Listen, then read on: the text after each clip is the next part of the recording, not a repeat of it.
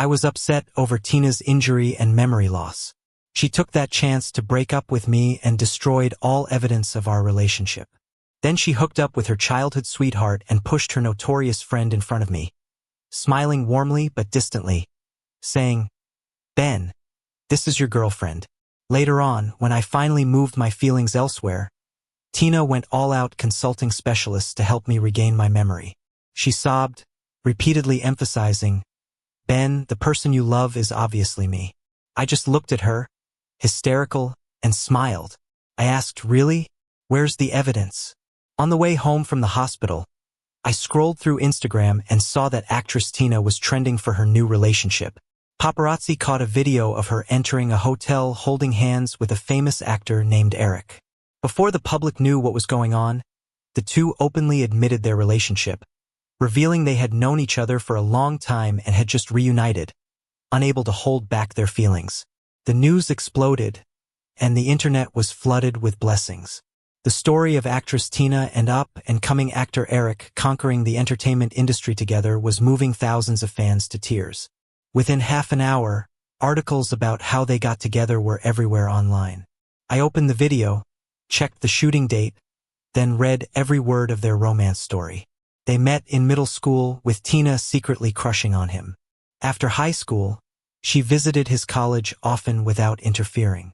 They both entered the entertainment field, rising from obscurity to stardom.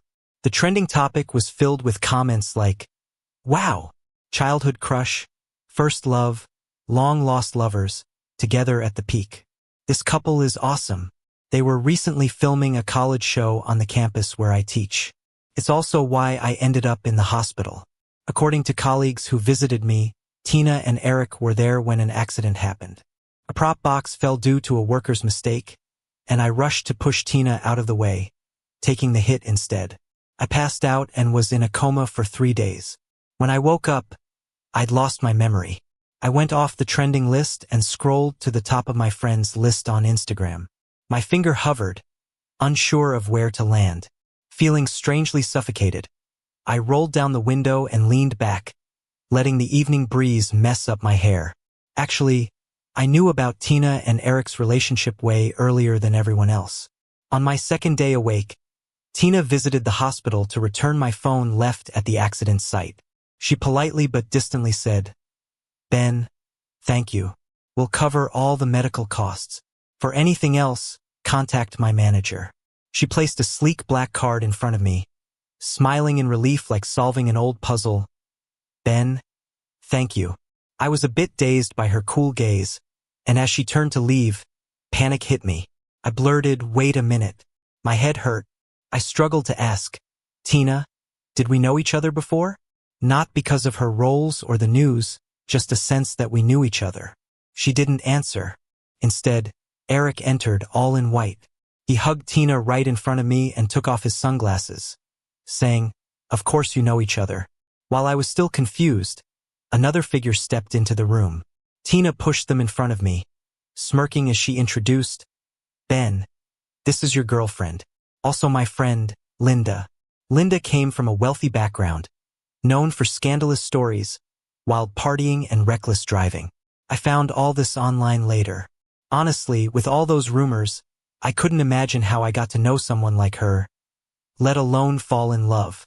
After Tina's introduction, I instinctively looked at Linda, asking, "You're my girlfriend?" Her eyes teared up a bit. She knelt beside the bed, looking at me tenderly.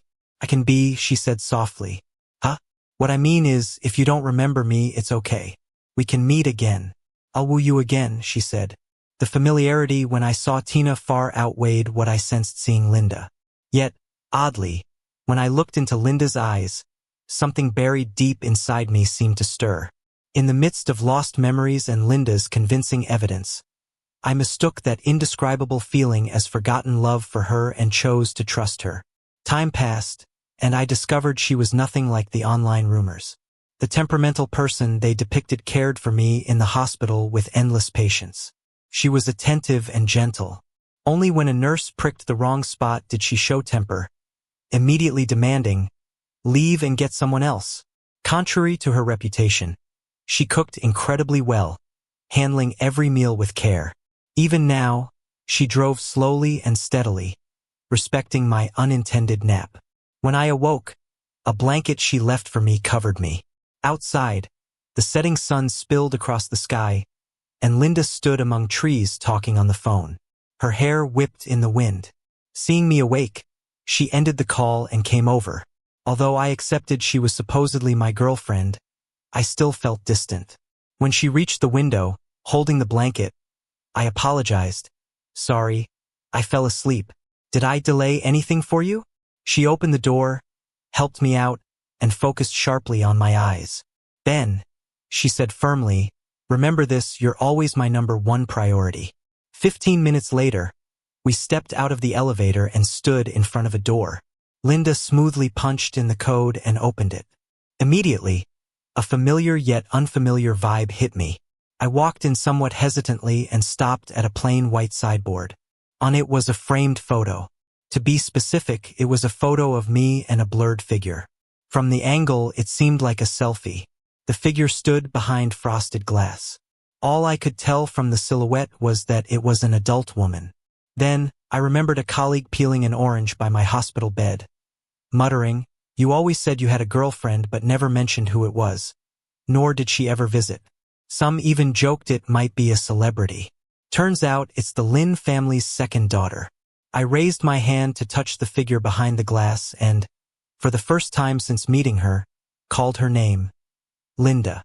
I saw Tina again on a Wednesday evening when I returned to school to teach. I was walking from the lab building back to my office when I passed an empty classroom. There, Tina and Eric were sitting by the window, being interviewed by reporters. The golden sunset cut through the fluttering white curtains, casting a light over half of Tina, like it was lacing her with a soft glow. There's something I've never told anyone. In the dead of night, I often find myself overwhelmed by a sadness so strong, it almost prevents me from sleeping. It feels like I've lost someone important, and in my restless mind, it's Tina who appears. Then I wake up abruptly, incredulously asking myself, Ben, what are you thinking? No one can explain why my thoughts drift to Tina. Just like no one can tell me why seeing her sitting close to Eric, smiling at each other, makes me so sad. The reporters, trying to create a romantic vibe, asked about their relationship. One asked Tina to describe Eric in a sentence. Tina, with a fond look, softly said, "He's the light in my dark life." I thought about it for a bit. Maybe it's like the way people online describe them. The resilient girl who endured domestic violence from an alcoholic father finds a savior in the kind, wealthy schoolmate during her high school years. From then on, her heart belonged to him. The reporter, satisfied with the answer, exclaimed, "Wow," then asked Eric how Tina was like the heroine from his current show. Without hesitation, Eric said, "Her loyalty, of course." I stood quietly at the back like a shadowy onlooker, watching their hard-earned happiness. My phone rang unexpectedly, pulling me back to reality and interrupting their interview. Instantly, the spacious classroom felt frozen. Several pairs of eyes turned towards me. I clumsily pressed the hang-up button, gripping my phone as I apologized. "I'm sorry. I didn't mean to interrupt. Just passing through, I'll go now." Eric, as composed as ever, said with a smile, "Ben, you're not interrupting. We were just wrapping up." Once he finished, the reporter remarked that since we knew each other, he'd leave for his next stop. Soon it was just the three of us. Eric walked up to me, politely inquiring, "Given that you serendipitously helped Tina, shouldn't there be some compensation? Ben, name your price." Stunned, I glanced at Tina, who remained seated with her back to me, then back at Eric. I sincerely explained I wasn't after any form of compensation. Eric's tone remained gentle but carried a warning. "Ben, Mr. Teacher, remember your role. Don't harbor any inappropriate fantasies." Once the interview aired, Tina was hailed as the epitome of sincerity in the entertainment world, her popularity and fan base soaring. I began avoiding anything related to her, focusing instead on Linda. Although the reason we got together eluded me, I knew it was a deliberate choice back then. Even after my accident, I wasn't going to hurt her while I was amnesiac. So, Despite the lingering confusion, I tried to reconnect and love Linda anew. After some careful thought, I asked her, "What was I like with you before?" She was peeling a grapefruit and paused to look me in the eye, saying, "Ben, you don't need to be what you were. I like you just the way you are. Do what you want to do." In that moment of eye contact, I realized she didn't expect me to love her the way I used to, but she'd love me just the same. A peculiar sense of relief washed over me, grateful that it was her by my side. After that, we did what any couples do. Eating out, going on dates, shopping, and seeing movies. I'd sometimes try to recall the past with her, but it always drew a blank. Then, 2 months after my amnesia, Linda came to pick me up from work. A colleague excitedly handed me a beautifully wrapped box, saying, "Ben, the watch we ordered a year ago is here." Seeing my confused look, he added it was from a friend's shop. Each watch is handmade and unique. I once visited and described my preferences to the designer, ordering one as a gift for my girlfriend. I left a message card too. To be honest, the watch was exquisite and understated. However, its vibe didn't match Linda at all. Here's the card I left with it back then. 3. Linda didn't say a word the whole time. It wasn't until she slowly opened the card that her furrowed brow smoothed out. I figured she thought the watch didn't suit her either. I glanced at her wrist, her watch worth millions, and quietly said, "If you don't like it, that's fine." After all, I wasn't sure if it was my description to the designer that went wrong or if something happened during the watch's making. She chuckled softly, her voice raspy, and told me, "I like it. I really like it. Anything you give, I like." She immediately put on the watch I gave her and never took it off since. I got curious about the note I left in the card, so I peeked. It was definitely my handwriting, but there was just one letter on the pristine page. Holding the card, I zoned out for a while, listening to the wind whooshing outside. The day Tina and Eric wrapped up filming their campus drama, I came across their live stream during a break. Someone asked Tina why she was drawn to Eric. In the video, she shifted her gaze, recalling or pondering, then lovingly looked at Eric and said, "His goodness is something I've never seen before." Considering her background, I kind of got what she meant. Someone from the dark meets their opposite. It's easy to be attracted. After hearing the answer, someone in the chat asked, "All these years, have you really never had feelings for anyone else? Just Eric?" She went quiet for a few seconds, the smile on her lips dimming. No one knew if she was sure of her feelings or thinking about someone else. But then she looked at the screen and confidently said, "No." The chat erupted in cheers, fans spamming hearts and roses. It hit me. I hadn't thought of her in a while. Even if I saw her now, I felt nothing. That emptiness that kept me awake at night had vanished. I couldn't explain it, but this realization made me feel lighter and somewhat happy. After the meeting, I happily walked out in the drizzle to see Linda's car quietly parked under a dim street lamp. It was 9 p.m. I'd been in a meeting for 3.5 hours. After texting her, she didn't have to wait. Raindrops slid down the window, and my heart felt heavy. Surprised, I got in the car and sighed, "It's so late. I told you not to wait for me." She gently wiped my face with a towel, her dark eyes serious, "But I wanted to see you." She'd always wait for me. The cramped, damp car was filled with an indescribable atmosphere. I looked at her clear-cut features, heart racing, starting to understand why I loved her before my memory loss. I figured, if nothing unexpected happens, Linda would be the one I'd want to spend my life with. Even if I couldn't remember the past, I'd fall for her again. Yet the unexpected did happen. Half a month later, on a stunningly radiant evening, Linda and I left a restaurant and walked down a bustling street, intending to buy hyacinths from a nearby florist. Suddenly, a huge billboard crashed down. It was a Ring ad featuring Tina and Eric, proclaiming eternal love. Instinctively, I pushed Linda aside, narrowly avoiding it. The crashing, the chaos of voices and car sounds, the too familiar scene brought on a severe dizziness and ringing in my ears. The piercing wail of sirens was like a sharp knife, unexpectedly slicing open memories I'd buried. Fragments of images flooded my mind. Tina and we were friends for 18 years. Also, we were a couple for 4. When we first met, she was a frail girl without a mother and often abused by her father. I was a boy kidnapped and sold to a poor, remote village.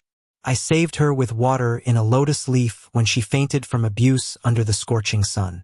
She protected me with a rock when village bullies harassed me.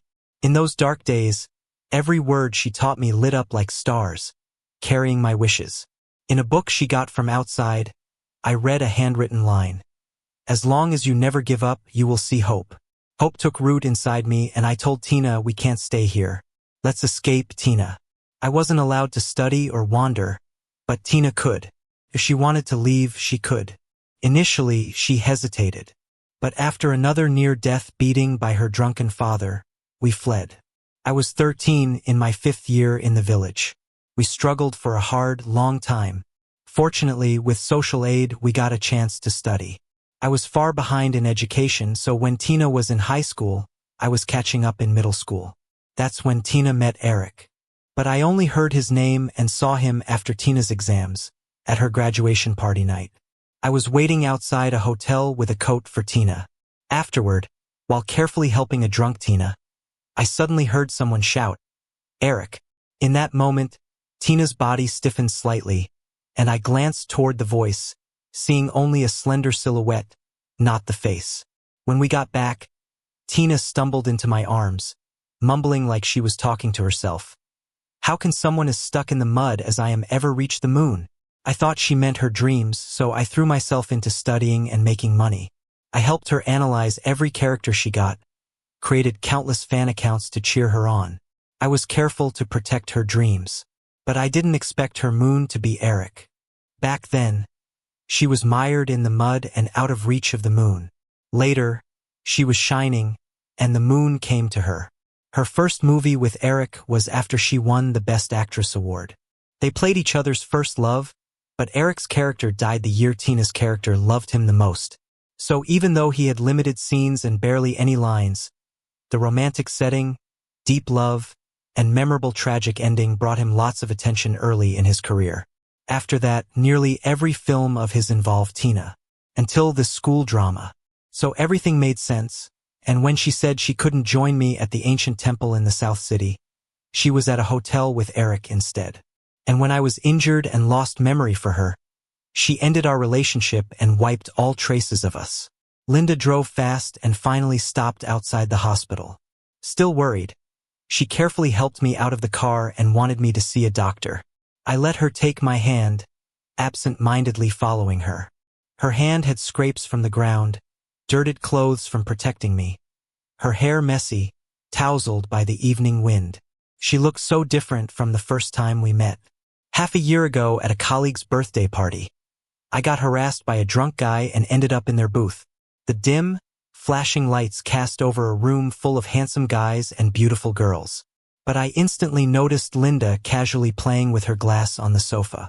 Back then, her laid-back, carefree demeanor outshone even Tina sitting beside her. Later, that drunk guy grabbed me, claiming I harassed his girlfriend. Tina turned her head away, avoiding my pleading look, while everyone else just watched the drama unfold. Only Linda, she put down her glass and walked over to me. Her commanding presence made the drunk guy pause. Linda asked me, "Did you ever bother his girlfriend?" I shook my head, explaining quickly and surely, "No, I don't even know him." After that, she suddenly smiled at me, reassured me, "Don't be scared. You look good, I believe you." Then, before anyone reacted, she grabbed the drunk guy's wrist, made him let go, and smashed a bottle over his head without hesitation. The loud crash silenced the booth. In my days, she sent me back without me remembering to thank her. At first, I thought she was just being heroic. Until later, after the party, passing that half-open booth door, I heard someone ask Linda, "Why did you help him earlier?" After a long pause, in a low voice marked with sympathy and affection, she said words that stuck with me. I saw his shadow in those eyes. The memory cut off. I stopped dead in my tracks, gripping her hand tightly. The hospital buzzed around us as Linda looked back, softly asking, "What's up?" Avoiding her gaze, I focused on her wrist, speaking with a strange catch in my voice. I'm fine. No need to see a doctor. Also, Linda, take off that watch. It wasn't meant for you. It stood for Tina. I got into the taxi with the watch, watching her figure fade in the rearview mirror as I left. I pulled out my phone, researching Tina-related keywords, and scrolled through memories of her and Eric until I found the scene they recreated from a romantic reality show recently. Flowers, sunsets, hot air balloons, endless romance and love.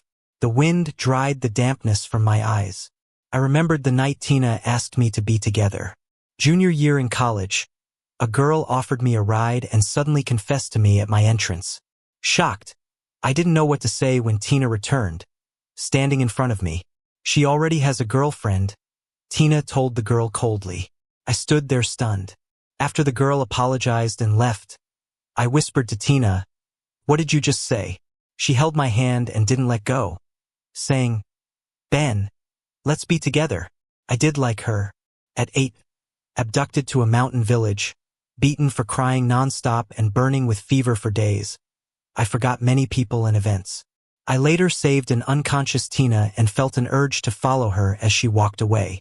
Years of dependence followed, seeing each other at our worst. Ending up with her seemed the most natural thing. To cooperate with her, I never spoke of our relationship publicly, just expressed feelings with a small a. Shortly after, she broke through the scene with a brief supporting role and rose ever higher, growing more distant. Looking back, if either Eric hadn't left or that girl hadn't confessed, Tina never would have proposed being together. She never even said she liked me. Closing the page, paying, leaving the car, I tossed the watch in a roadside trash can. If she wanted to erase us, I'd let it go too. But if not for that kidnapping incident, we would be people from two entirely different worlds with no connection. Just like now. And in the future, I had no plans to cling to Tina. She wasn't worth any more of my energy. Yet, just a day after my memory returned, her relationship with Eric trended on the news again. The story starts when two people were exploring the mountains in a couple's reality show and got caught in a storm and landslide. The lack of safety measures from the crew led to injuries among everyone involved. Tina got hurt the worst. She was at the back of the group, helping Eric, who had an injured foot, stuck in a low area. When the danger came, Tina told Eric to climb to higher ground. But terrified of the collapsing rocks and trees, Eric didn't turn back to help Tina. He ran off instead. A video surfaced online, chaotic and mixed, and people had their own opinions. Many insisted Eric was probably just rushing to get help in case of another landslide. Understandable, in a crisis, everyone for themselves. Others question, why wasn't it Eric who got hurt? How does he deserve Tina's devotion? Eric stayed silent about the incident, and Tina, though she survived, ended up in a coma with a leg lost. A co-worker, holding a phone, remarked, "Are they cursed or something? Last time you saved them from harm, now it's worse. Trouble seems inevitable." I turned off my screen, not paying attention anymore, and smiled, saying, maybe. I hadn't talked to anyone other than Linda about my memory coming back, so nobody knew about our separation. Yet my life marked its regular pace. Sometimes, before class, I'd habitually glance at an empty seat by the window where Linda used to sneak in, wearing a black hoodie and cap to sit and listen to my lectures. In a class of 100, her presence was always obvious to me. She'd sit quietly, focused, sketching on sheets of white paper, capturing me in her doodles. Almond-shaped eyes, arched brows, long hair up, even the small mole on my left brow. I was always amazed by her drawing skills. She'd often hold up her sketches, marveling, the person I drew looks so good.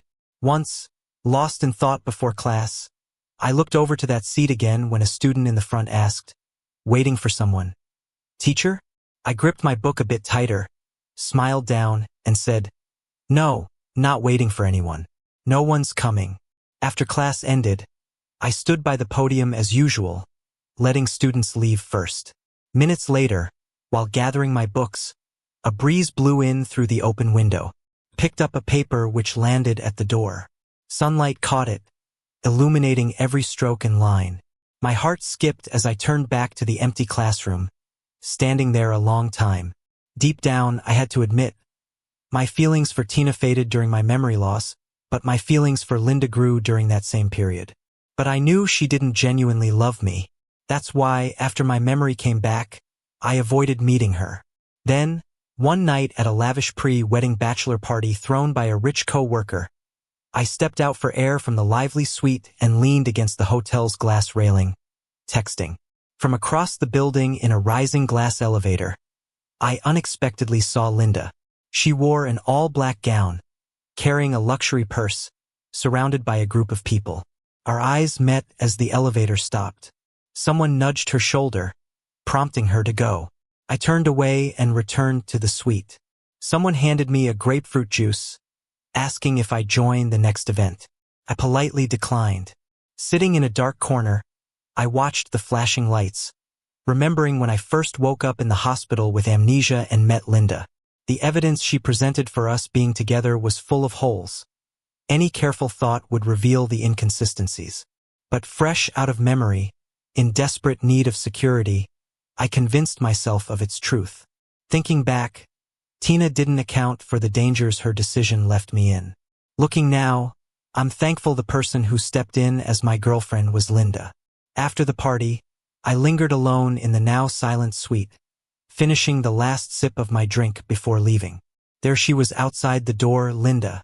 She leaned casually against the wall, hands behind her back, seemingly waiting for the door to open. A faint smell of alcohol hung in the air. I paused before asking, "What's up?" "I wanted to see you," she answered, too honest for me to know how to respond. I sighed, replying, "Linda, there's nothing between us now. What if I say I really do like you?" I had once imagined myself. How similar was I to that boy who made her wait and hope? But she saved me once and deceived me once. We're even. As she began, "Ben, actually I cut her off. "Do you need me to spell it out?" "Linda, I don't want any relationship with you, past, present, or future. From my experience with Tina, I learned a faulty relationship shouldn't start in the first place." Perhaps due to lighting, her face seemed pale for a moment. After a pause, she asked, "Can't we at least be friends?" Meeting her eyes, I firmly said, "I don't need you as a friend."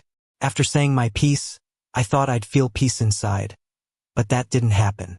Each sleepless night replayed the image of her pale face over and over. During the brief time I spent with her, every little thing we experienced together started to vividly reappear in my mind. The bad part is, she still kept reaching out to me, wanting to see me, constantly finding ways to be around me. Over time, I became incredibly sensitive to her figure, her name, and her unique light floral scent. Even when I saw someone who resembled her, I would subconsciously avoid them. I knew I wasn't really avoiding her. I was avoiding my own feelings. The day I saw the news about Linda becoming the head of the Lin family, I was grocery shopping. Financial and entertainment media were all over the place, reporting about her. She lost her mom young, her dad remarried, and her stepmom brought a son who was her half-brother. She was suppressed and disliked, forced to hide her talent and ambition, just waiting for the right moment to seize power. Interestingly, people found she had been doing charity work since she was young, donating to orphanages and remote rural areas every year. Standing between shelves stacked with various juices, I looked up at the large screen above, showing a clip of countless reporters thrusting microphones at Linda. In the video, she wasn't the carefree person the internet used to talk about, nor the gentle, elegant figure I remembered. She seemed distant, looking down on them, exuding a commanding presence. A reporter intentionally asked why this position was hers and not her excellent, overseas educated brother's. Faced with the challenge, she glanced down at them and smiled faintly. "Don't you understand the principle that only the strong rise to power?" I suddenly recalled the scene where she smashed someone with a bottle to save me. Maybe that was the real her, gentle yet fierce, detached yet wild. In the short time I was with her, I never got the chance to learn about her family, so it's the first time I learned about her background. I had speculated those rumors were intentional from her side, but I never imagined the real reasons behind them. The next moment, a gossipy reporter in the video asked if it's true Linda was looking for a boy, if he was her love. The scene went silent for a moment. Linda looked at the camera softly and said, "Yes." I calmly turned back to my shopping. Only when checking out did I realize I picked the wrong juice. After that, Linda continued to appear around me as she always did. Even though she never brought up being together again, everything she did told me she hadn't given up. Like when my car broke down in the pouring rain, she'd be the first one there.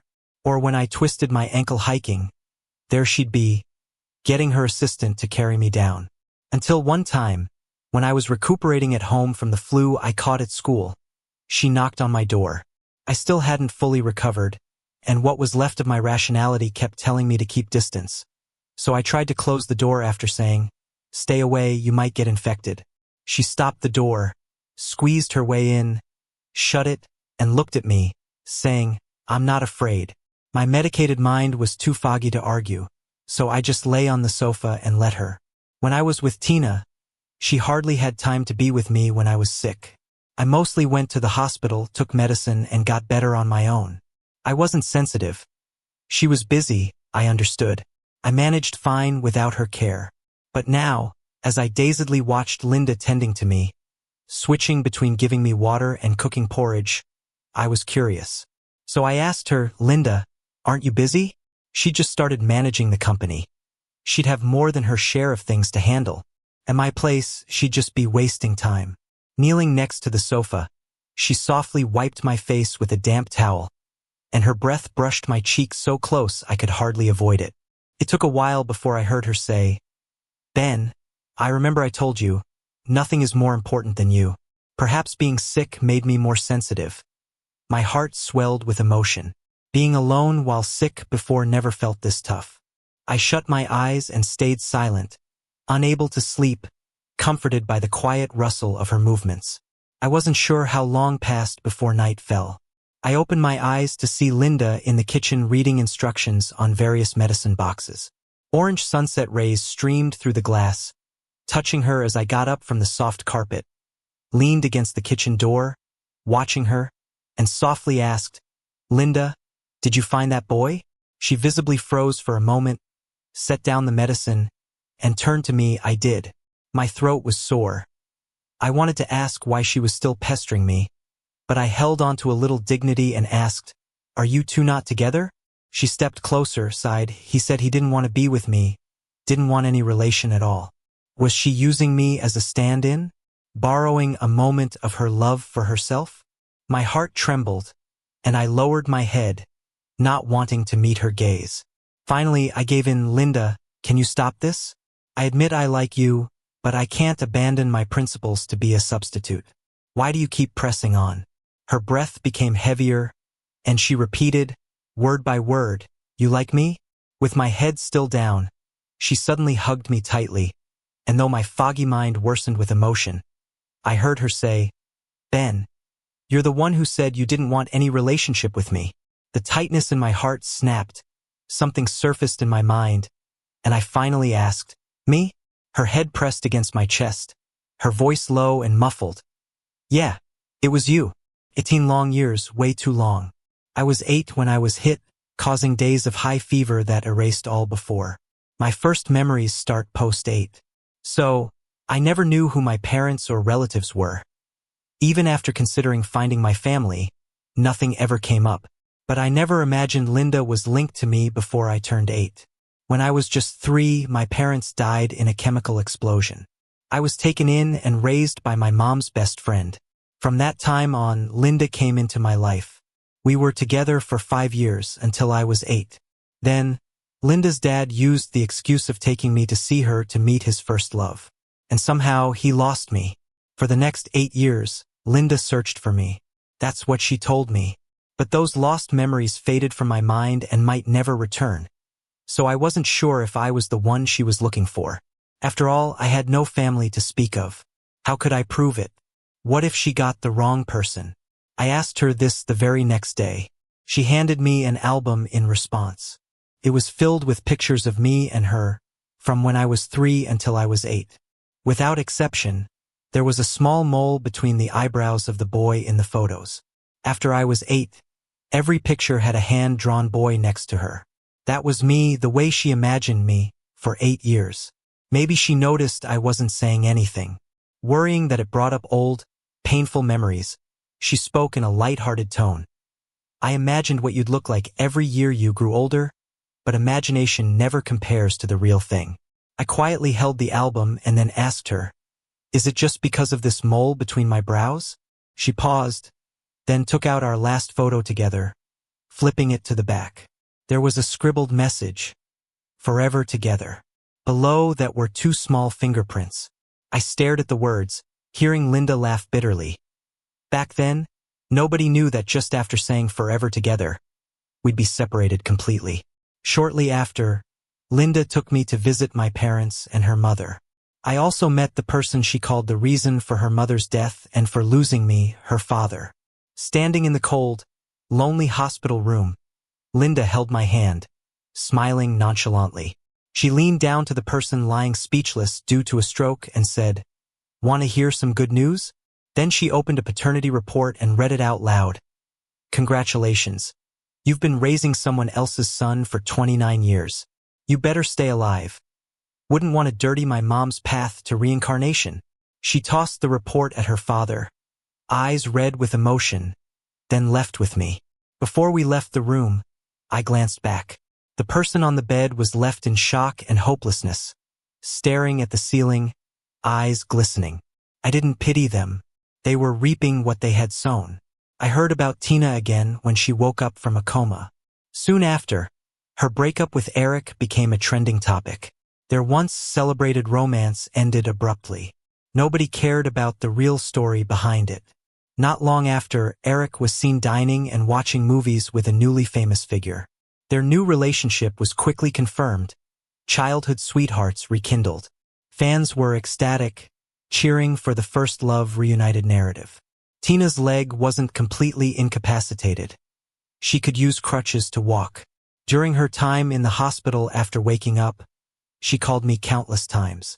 I looked at the familiar number without picking up, and eventually blocked it.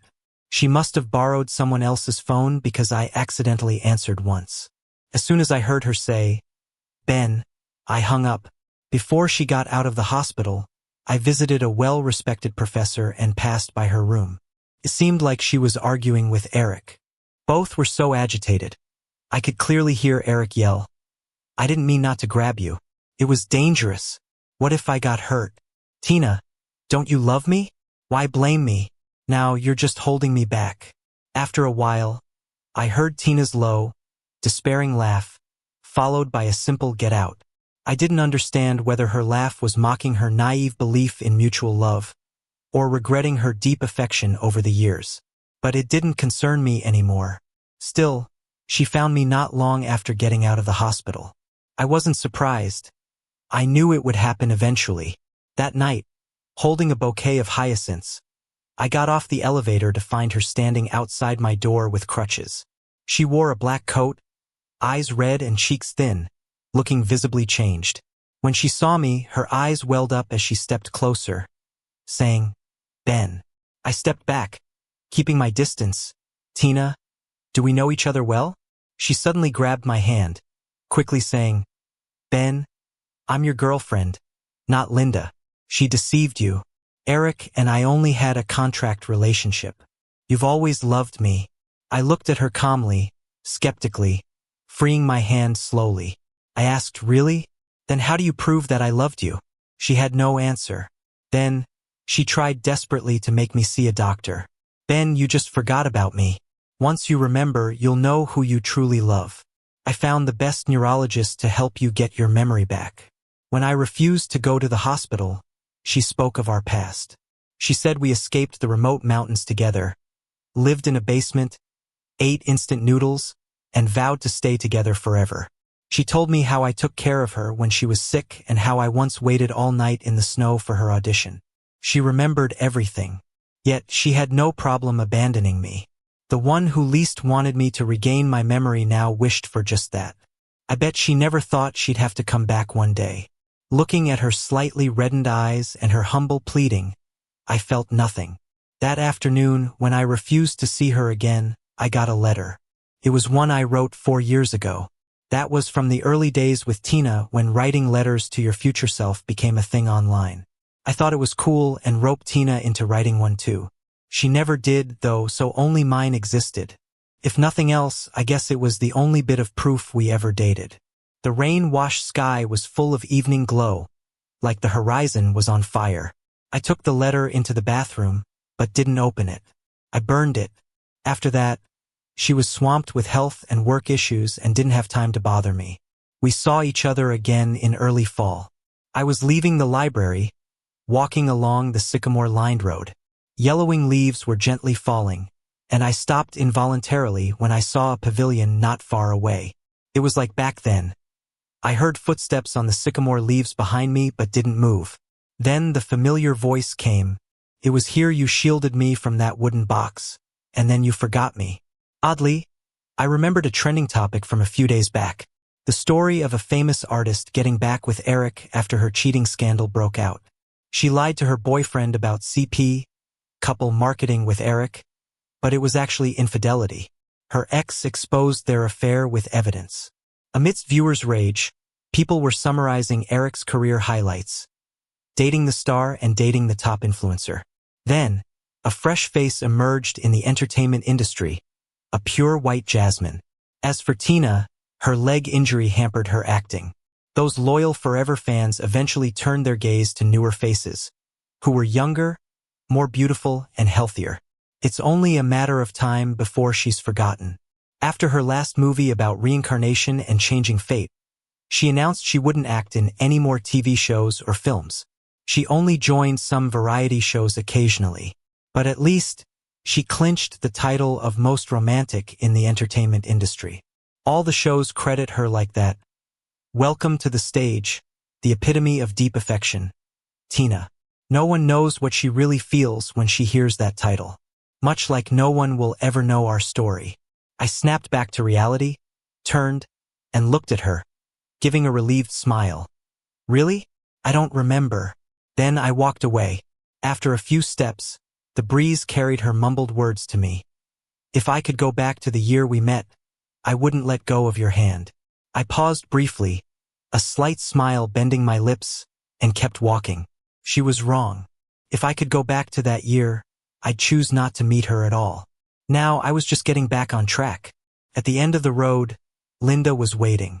I ran to her as she opened her arms for a hug, then whisked me away to a beautifully decorated private garden. Ever since learning about my family history, both Linda and I consciously avoided talking about being together. That moment felt like a confession was coming, but she gently pushed a cake toward me and said, "Ben, happy birthday." Holding the flowers, I felt a little dazed.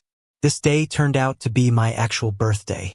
Later, she placed 18 beautifully wrapped boxes in front of me, her eyes bright and dark as ink. "These are your overdue 18-year gifts." My eyes stung with tears as I looked at her with a smile.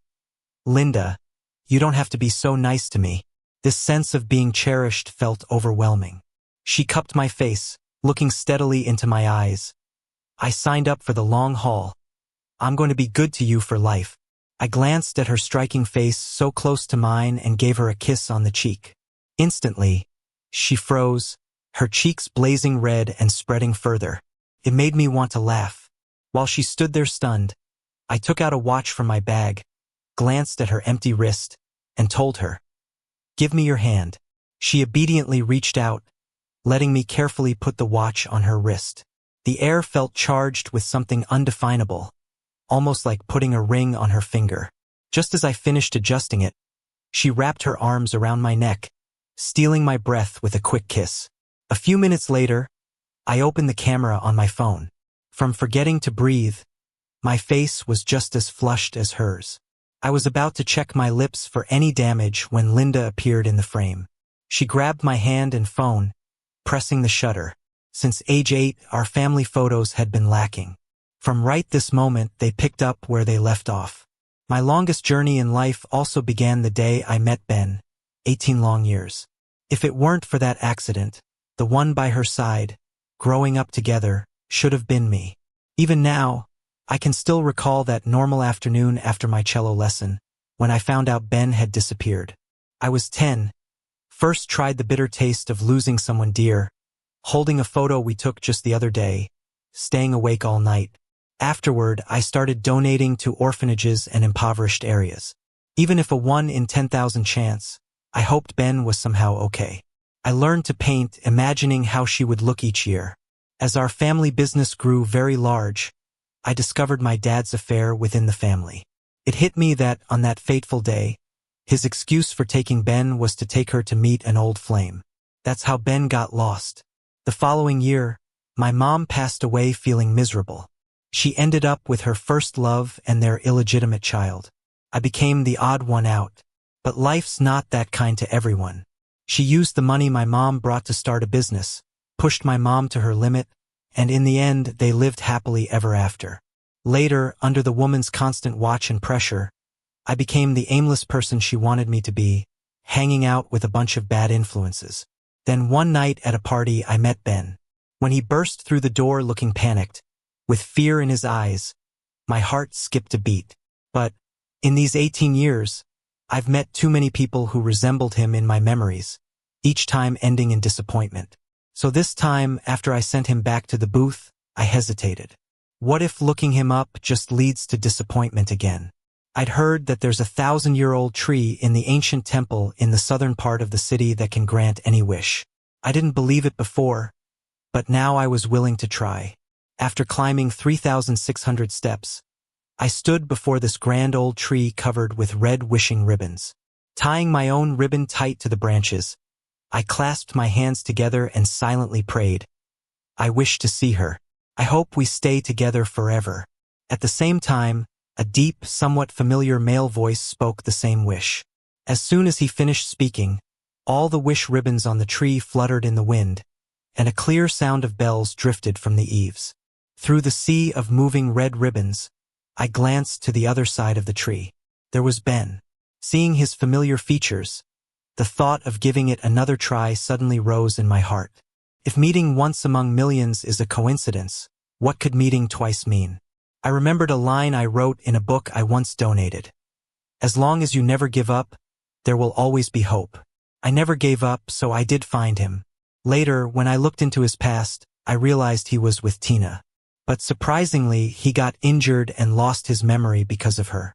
And Tina, wanting to get back with her first love, tried to ditch him. When I offered to help him, I told her, in the past, now, and in the future, Tina, you two will have nothing to do with each other. After that, while she hurriedly destroyed the evidence of her relationship with Ben, I made sure to search every trace of them together and personally erase them again.